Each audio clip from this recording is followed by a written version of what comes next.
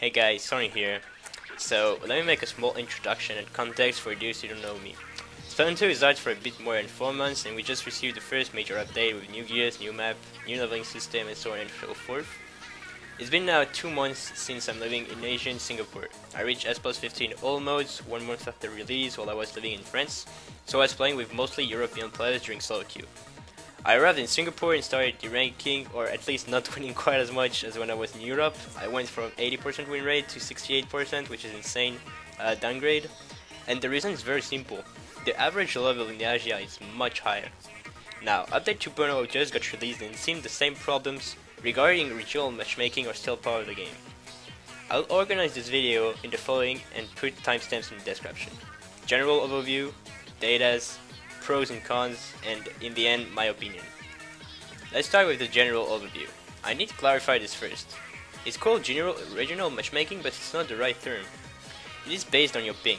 The ping is the reaction time of your connection and how fast you get a response after you've sent a request. To make it simple, the ranked mode matchmaking is Splatoon 2 is based on two major things in this order. First and foremost, the ping, and second, your MMR, which is basically a second rank that is more accurate than S+ and takes into account your win rate. We currently have no confirmation that weapon choice is taken into account during matchmaking, even if I strongly feel like it is the case. The latest is by far the less important, and it's especially relevant in Asia. Now that you guys all know how the matchmaking works, let's take a look at my speed test when I'm locating myself in Singapore, where I currently live. You can see a very nice response time. You can see pretty good ascended and descended connection. Okay, now let's do the same speed test on the same connection while locating myself in Paris in France. You can see a much higher response time between me and any French player basically. It's also important to note that French players are known for having the most garbage connections of the developed countries, which is clearly something. Now, the second data I want to focus on is making a comparison between the worldwide sales for Splatoon 2. Let's take a look first at the Japanese first 10 weeks units sold. Splatoon 2 is the best selling Switch game in Japan, where more than 80% of the Switch owner has Splatoon 2. Now, exact same data, but for Europe this time. Europe, on the other hand, has a much lower selling on the last week of September. Europe sales represent exactly 29% of the sales in Japan. This means there are 71% less players in Europe at any moment given, which is a very big number.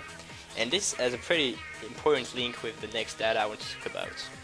The third and last data I would like to focus on is the peak time. In most countries, during weekdays, prime time for gaming is between 9 and 11 PM pretty much.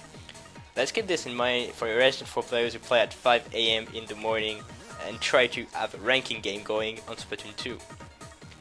Now that we have treated about these three data, let's analyze them with the pros and cons they imply.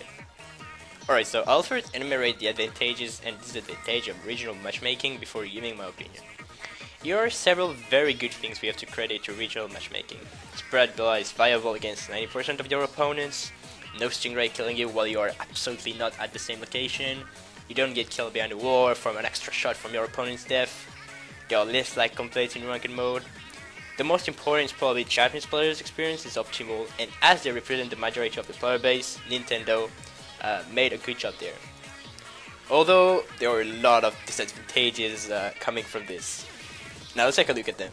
Even if Nintendo didn't confirm it, it seems regional matchmaking was a solution they found to lower tick rate compared to Splatoon 1 because it makes worse connection better. In Splatoon 2, if you don't get to play against players overseas, the difference is almost not noticeable.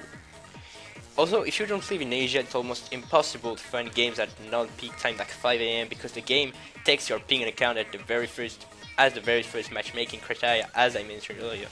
On the same reasoning, as there are less players in Europe compared to Asia, the level of and competitiveness are much lower, of course, and the average level is lower.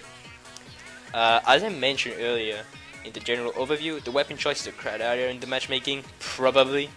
Problem is, there are only 8 players available who all pick Spy Charger. You will have the incredible chance to play the most unbalanced game ever, because the game doesn't have the choice to match you with these players. There are only 8 players available.